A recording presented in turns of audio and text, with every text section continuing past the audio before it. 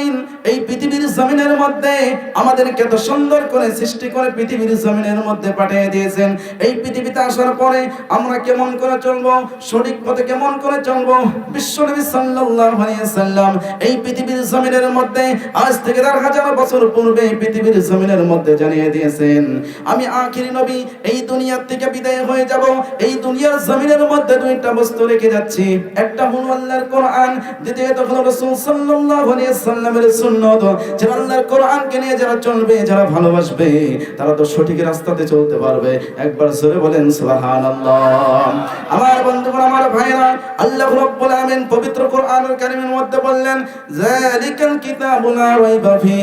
আল্লাহ রাব্বুল আলামিন এই পৃথিবীর জমিনের মধ্যে এমন একটা পবিত্র কোরআন কারীম দিয়েছেন, এই পবিত্র কোরআন কারীমের মধ্যে কোনো ভুল নাই, কোনো সন্দেহ নাই। আল্লাহ রাব্বুল আলামিন এই পৃথিবীর জমিনের মধ্যে কেন পবিত্র কোরআন কারীম দিলেন?